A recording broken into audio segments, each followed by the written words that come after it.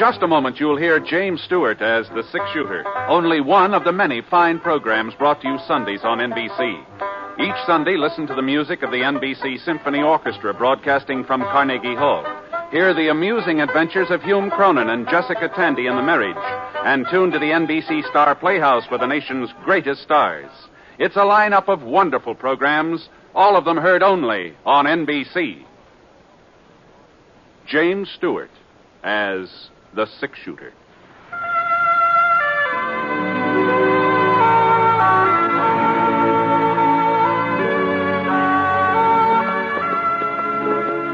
The man in the saddle is angular and long-legged. His skin is sun-dyed brown. The gun in his holster is gray steel and rainbow mother of pearl, its handle unmarked.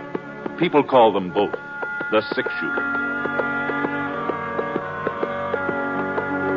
The NBC Radio Network presents James Stewart as the six-shooter, a transcribed series of radio dramas based on the life of Britt Ponset, the Texas plainsman who wandered through the Western Territories, leaving behind a trail of still-remembered legends. Now, in just a moment, immediately following this important announcement, you'll hear Act One of The Six-Shooter.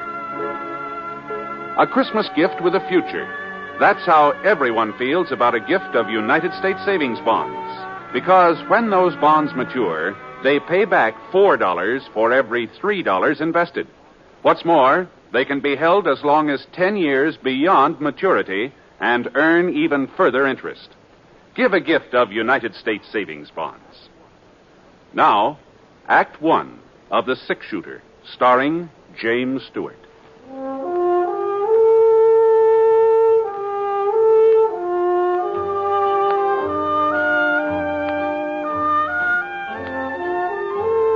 Expected to stay over in Smoke Falls, but when I stopped off to see old Dad Somerset and found him all crippled up with lumbago, well, of course, he didn't ask me to look after his stock, but I could see he sure wanted me to, so...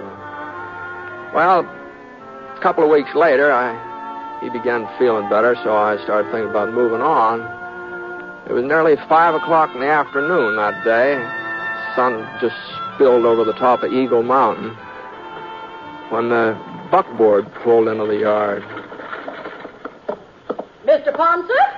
Oh, evening, ma'am. Mr. Ponset, I'm Grace Proudley. Oh, pleased to meet you, Miss Proudley. I've been meaning to come out and see how Mr. Somerset's been getting along, but I just never have a minute's free time. It's canning season, you know. Yes, ma'am. Well, Dad's feeling much better. If you'd like to talk to him, he's right in. No, just say that I asked for him. As a matter of fact, it's you I want to talk to, Mr. Ponset. Oh? You see, I'm president of the Ladies' Aid Society of Smoke Falls. Uh-huh. We're affiliated with the church and do lots of charity work, Christmas baskets and things like that, you know. All the best ladies in town are members, and we don't just take in everybody either. Well, Now, this is what I'm getting at, Mr. Ponset. Tonight's our box supper and square dance. It's an annual event.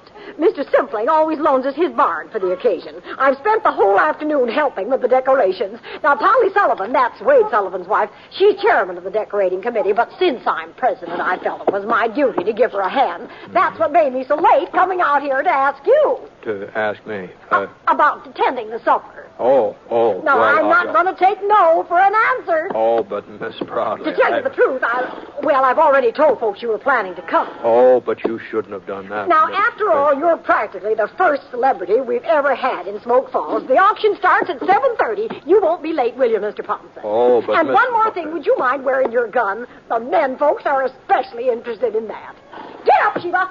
Come on, someone. Oh, but, wait a... 7:30. Wait a minute, Miss Proudley. Say there, Miss Proudley. Oh, dear.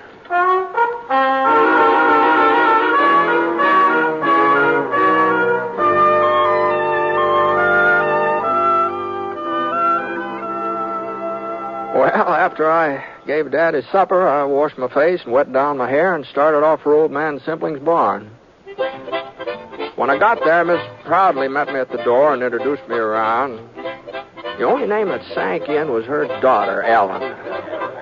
Pretty girl. I figured that when the box supper she'd packed was put up for sale, the bidding would be mighty serious.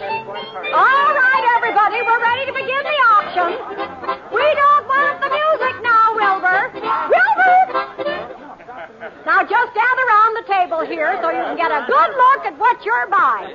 But remember, you can't judge a book by its cover. Now, which one shall we start with? Oh, my, look at this one. Pretty pink ribbon and white tissue paper. Why, I'll just bet you there's a whole fried chicken inside this box. Now, who's going to make the first bid? $1.50. Don't forget, gentlemen, a pretty lady's company goes with the supper. I'll give a nickel. Now, Spud Hooker, you stop joshing. You know we don't take any bid less than a quarter. Now, who'll offer a quarter just to get things underway? Look at this lovely box. Just think some nice young lady spent the whole day fixing it up. Then she'll be too tired to dance. Come on, somebody. 25 cents. Why, it costs more than that. The auction was kind of slow in picking up momentum.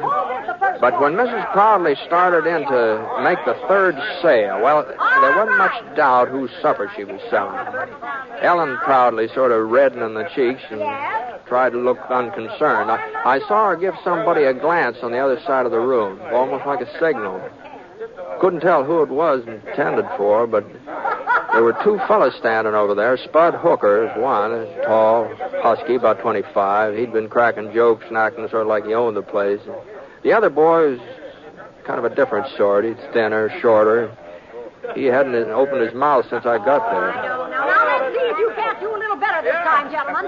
Here's the next supper. Oh, boy. My, it looks familiar. Oh, I guess I shouldn't have said anything, should I?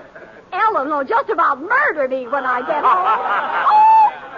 Well, as long as the cat's out of the bag, I might as well go ahead with the sale. 50 cents. Spud Hooker bids 50 cents. A supper like this ought to be worth more than $50. A little bird told me there's a chocolate cake inside. 75 cents, ma'am. I've got 75. Now, what about it, Spud? You're not going to let Tom Leveret outbid you? $1. $1. I'm bid $1 silver dollar. Who'll give $1.25? $1.25. Don't forget, gentlemen, it's all for charity. $1.50. Now we're getting somewhere. I'm bid $1.50. Spud Hooker offers $1.50. Are there any more bids? $2. You're bidding $2, Tom? Yes, ma'am. $3. Oh, 3? That's what I said. Well, now, we all appreciate your enthusiasm, boys. But remember, this isn't the only supper you can buy. It's the only one I'm buying, and I'll take it right... $4. Huh? Well, all right. Going once, going twice, and it's sold. $5. Now, Spud, are I'll you sure? bid $6, Miss Proudley. You're making a fool of yourself, Leveret. Ellen wants to eat with me. My bid's $6. 7. Now, boys. 10. Oh, now you don't mean that, Tom. You can't afford $10. No, I mean it. Well, all right. I'm bid $10. Are there any more bids? Going once, going twice. Go ahead, sell it to him. It ain't going to do him no good. Now, we don't want any trouble, Spud. Ellen's my girl, and she's eating with me. I'll take that box, Miss Proudley. Here's your money. Didn't you hear what I said? She's eating with me. Get out of the way, Spud. You're not man enough to make me move. Now, give me that box or I'll take it away from you. Okay, Tom, you hurt me. Hold on there. Now, just a minute here. Now, hold on. Don't concern you, Ponset. No, maybe it doesn't. Maybe it doesn't concern me. It just seems to me that there ought to be a better place for settling things, that's all. Mr. Ponset's right, Spud. Let's go out. Hey, where's Britt Ponset? Dad Somerset said he was over here. Yeah, I'm Ponset. Mr. Ponset, Sheriff Tinsmith told me to find you. What's the matter, Jake? Dink Falk just broke out of jail. Yes. He shot the sheriff in the back while he was getting away. Oh, he did? Yeah, well, we took him over to Doc Foster's, and he's bleeding pretty bad. He wants to talk to Mr. Ponset before he... I'll get my horse.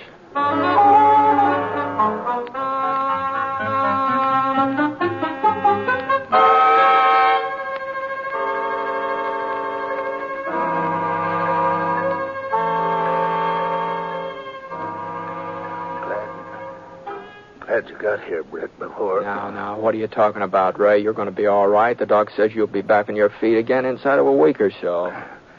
Don't know what I was thinking of. Letting Dink Falk get hold of my gun while I was serving his supper. Must be getting careless in my old age. Now, well, you're not the first man to have trouble with Falk. He had a pretty fancy reputation, from what I hear. Yeah, that's why I had to see you, Britt. My fault he got loose, and I don't want other folks to pay for my mistakes. Well, what do you mean? I know this town, Britt. I'll get a posse together and start after Falk. Well, that's... And they'll catch him, too. But going out in a crowd like that, he'll hear him coming. Falk's a wildcat killer, Britt. When he's cornered, he won't give up. Pick off 3 or 4 of the posse before they can close in. Well, not if they're careful. That's the trouble, though. Fellas here ain't cautious. They're bullheaded, but you'd know how to take him, Britt. No, I ain't saying it's your duty. You don't even live in Smoke Falls, but you could capture Falk without him having a chance to... No, I'm afraid you're giving me too much credit, Ray. If you want somebody to go along, any of the boys... Sure, I know that, I'd be mighty grateful, Britt. Folks here have been good to me. Wouldn't like to leave them thinking that because of me, because of what I did, some of them was going to... No, you better take it easy. Just I take know it easy. It's asking a lot. Falk's a good shot. A wildcat killer. It's asking...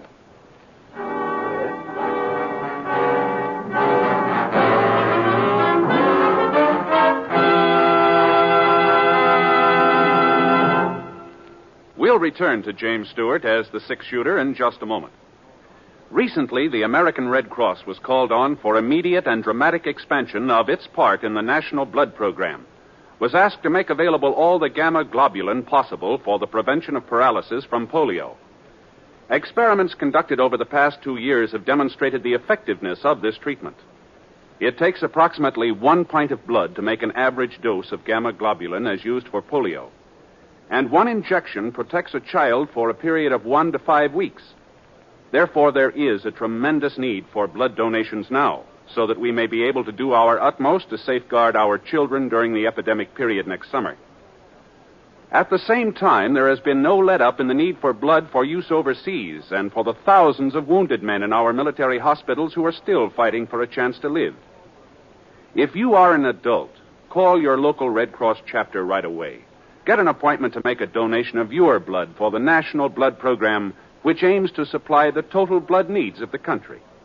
Join the thousands of Americans who are rolling up their sleeves. Take pride in having helped save a life.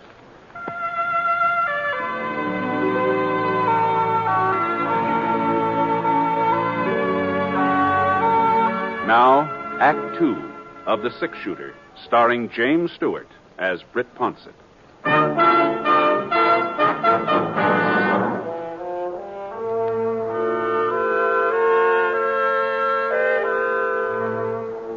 Sheriff Tinsmith had been right about the town foreman of posse. They hadn't lost any time. Spud Hooker was taking charge. I was kind of surprised to see that Tom Leveret was along. But I figured he and Hooker sort of joined forces for the time being. How is he, Ponset? Well, he passed out a few minutes ago. Maybe it's just as well. At least he's getting some rest. Yeah, well, we're going after Falk. The other boys are waiting behind the mercantile. Looks like you've got quite a gang. I ain't got no objections to having you go along, too. Not that we need you understand? Yeah. Well, you coming? Well, I had a little talk with the sheriff just before he lost consciousness. He seemed to think that taking out a posse after Falk wasn't such a good idea. What's he want us to do, let him go scot-free? No. Sheriff Tinsmith sort of suggested maybe 1 or 2 men would have a better chance of catching him. They can make faster time, maybe sneak up on Falk unaware. Oh, yeah? Yeah. Well, it's okay with me. You going to be one of the boys who goes after him, Ponset? Well, I haven't exactly made up my mind. You better make it up faster. I'll take somebody else. Oh, I see. Well, in that case, Whoa. Say, your name's Leveret, isn't it? That's right, Mr. Ponset. Tom Leveret. Mm-hmm. You want to ride along with me? What? Why, sure. Wait a minute here. I thought you said 1 or 2 men. Mm-hmm, I did. Well, we don't need Leveret then. Well, I tell you, I sort of figured maybe you ought to stay in town, Hooker. So if Tom and I get in trouble, well, you could bring the posse out later. Huh? You're trying to make a fool out of me, Ponset? No, I'm not. Everybody knows I'm twice the man Leveret is. I can ride better and shoot faster, and I'll fight him 2 to 1. Mm-hmm. You want the credit for catching Falk yourself, don't you? Well, it ain't going to work out that way. Come on, boy. I'll find Falk myself, and I'll bring him in alone. That's the way. Hey! Well, Tom, let's go, huh?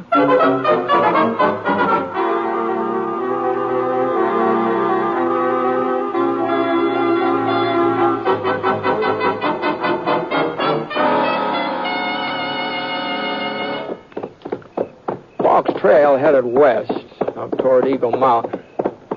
And the moon was out, sort of a half moon, but it gave us enough light so we could follow the hoof prints Falk's horse had left.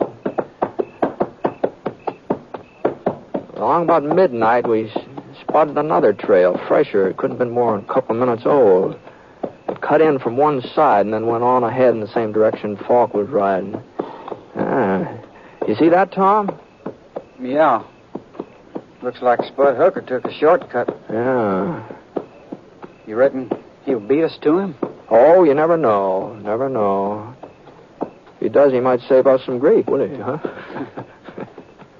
You're not anxious to tangle with Falk, are you, Mr. Ponset? No, I'm not anxious to tangle with anybody, Tom. But I thought, well, you brought in other outlaws before. Oh, some. Not as many as folks think, but I've never enjoyed tangling with any of them. Why'd you pick me? Spud's right. He is twice the man I am. That's shooting, maybe. Yeah. But there's more to trailing a killer than being able to shoot. You know, lots of times it's more important for a man to know when not to shoot, you know. Huh? Yeah. Fellow's itching to pull a trigger like Spud. Well, he's apt to pull it too soon. And, hey, look at that. The moon's going down. Yeah. We might as well get some shut-eye. Whoa, boy. Oscar. You couldn't see the trail anyway. Spud won't be stopping for sleep. No, don't suppose he will. That's another reason I picked you. I kind of figured he'd want to keep pushing on all night. Doggone it, God, along about this time, I just get tired.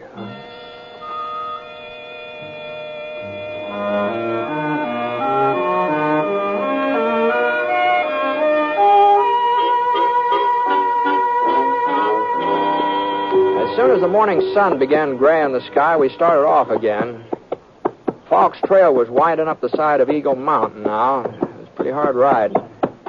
Tom didn't complain, even though I could see he wasn't used to it. Every once in a while, he'd almost slide out of his saddle, but somehow he managed to hang on. About noon, we reached a little creek, and Falk's trail gave out. The other trail, the one we figured was Hooker's, it sort of milled around in all directions and then went off on a tangent. And we climbed out from our horses and got a drink of water.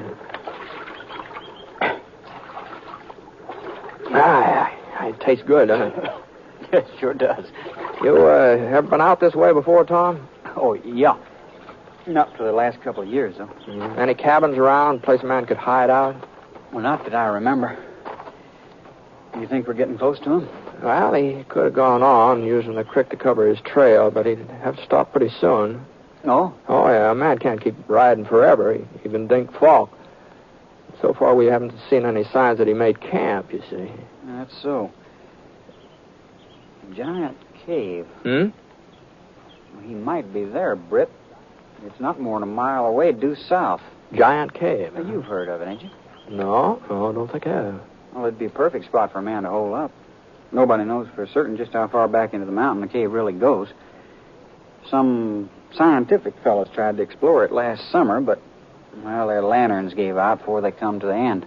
Well, it sounds like something we ought to see even if Falk isn't there. Come on, let's go and have a look.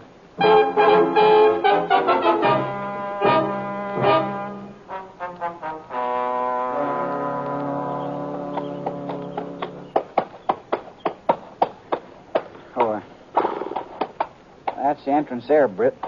Beside that slab of yellow rock. Uh-huh. I don't see any sign of Falk's trail. I guess he could have come up from the other side, though. Yeah, that's what he must have done. Huh? That pony over yonder. That clump of bushes grazing. Oh, yeah, I see him. Easy, Sorrel. Scott. Easy, whoa, boy. You know, Jake Watson said Falk stole a sorrel when he made his getaway. Mm-hmm. Now, we'd better close in on foot.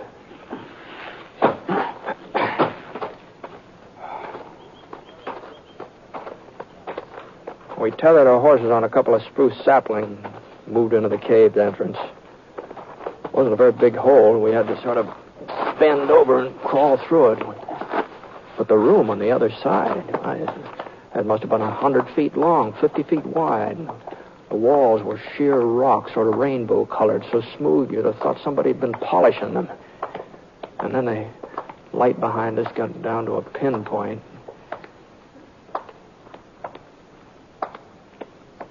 He wouldn't be hiding here in the dark, would he, Britt? Maybe. If he heard us coming.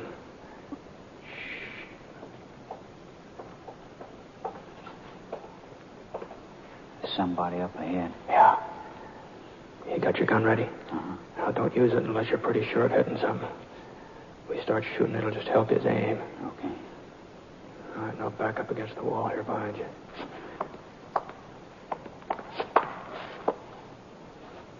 Falk! We know you're in here, Falk. You go any further, you'll get lost. You'll never find your way out. Hey, you hear me, Falk? You're wasting lead. You can't see us. We know that. You can't see me neither. We don't have to. You've got to come out sooner or later, and we'll be waiting. All right, we're going to leave you now, Falk. We're going outside and wait. Hey, where you are? You giving up? No, I ain't. And I ain't alone. What? I got somebody with me. Friend of yours, I reckon. We're coming out together. And if you try to stop me, I'll kill him. What's he talking about? He ain't lying, Britt. It's me, Spud Hooker. Spud. I caught up with him last night, but he got the draw on me. Hold your fire, Britt. He means what he says. He'll kill me if you don't hold your fire. You've got to do what he told you, Britt. You got to. All right, Falk, come on. Start backing up towards the entrance. I don't hear you moving. Britt, please. All right, let's go, Tom.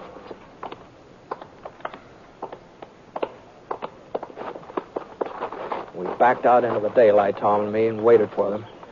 About a minute later, Spud Hooker marched through the mouth of the cave, half scared to death. Dink Falk was right behind him, holding a .45 aimed at the small of Spud's back. I was pretty sure he wouldn't hesitate to pull the trigger either. Sheriff Tinsmith was right. He's just a wildcat killer. He had that stampede look in his eyes as he stood there blinking against the sun. Same kind of a look you see in a steer when the herd's shoving him along. You can't stop or be trampled to death. Hang off your guns. Both of you. Take them off, or I'll fix your friend here. Falk gave Spud a shove with his gun, and he jumped forward. There was an opening now between him and Falk. The next thing I knew, Tom dived forward. Get out, Spud! Tom tackled Spud, and he rolled over. The bullet missed him, but Tom was in range, and he took it. Falk aimed to fire again, and I managed to get my gun out. Bullet hit his thigh and spun him around. Then his leg buckled, and he fell face down.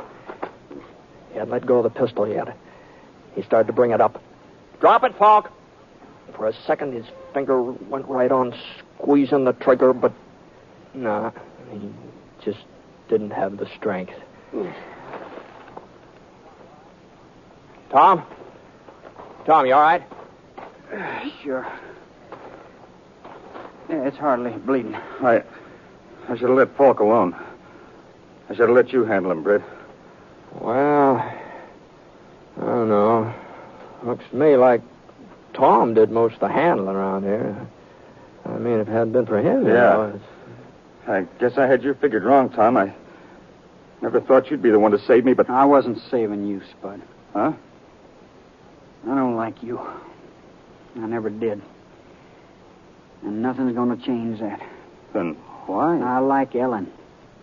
I like her a lot, but... Well, she's in love with you.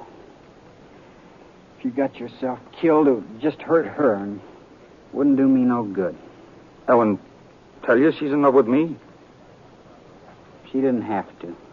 When she finds out what happened today... She ain't going to find out. I'm going to tell her. I'm going to tell her myself. I don't want her to know. It's for me to decide. Now listen here, Spud Hooker. You do the listening for a change. No, I thought you I taught you a listen, lesson you last night, but it looks like... Now, hold on now. Now, I think we ought to get Tom to a doctor, don't you? If we don't, Ellen won't have no way of choosing him even if she wanted to. Now, come on, Spud. Come on, huh? Give me a hand.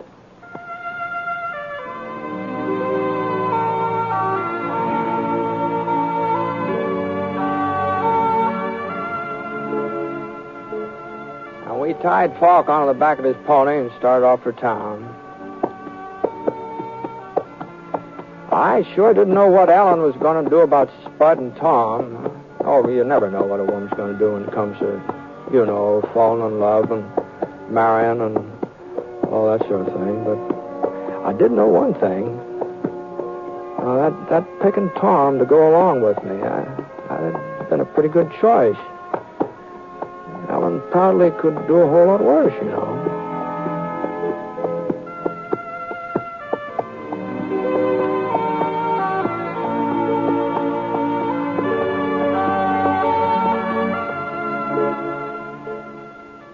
Ladies and gentlemen, the tradition of religious freedom and of religious worship in America goes back to the very founding of our country.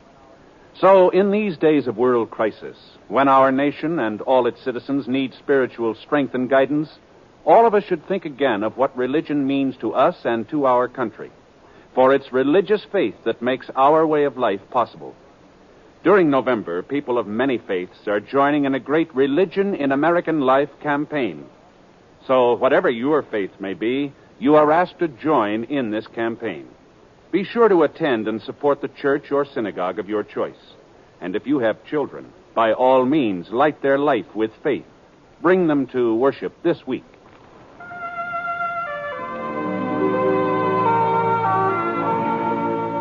The Six Shooter is an NBC Radio Network production in association with Review Productions. It is based on a character created by Frank Burt, and the transcribed story is written by him. Mr. Stewart may currently be seen in the Universal International picture Thunder Bay. Others in the cast were Jeanette Nolan, Frank Gerstle, Robert Griffin, Forrest Lewis, and Sam Edwards. Special music for this program was by Basil Adler, and the entire production is under the direction of Jack Johnstone. All characters and incidents were fictitious, and any resemblance to actual characters or incidents is purely coincidental. And incidentally, a great many of our friends have written in to thank us for putting the Six Shooter on the air. And a surprising number of letters have requested the name of the theme you are listening to right now and where it might be obtained. Well, we're sorry, but it is music that has been recorded exclusively for broadcast and is therefore not available for home use. But we are grateful nonetheless to all of you who have written. Your kind letters are always welcome. This is Hal Gidley speaking.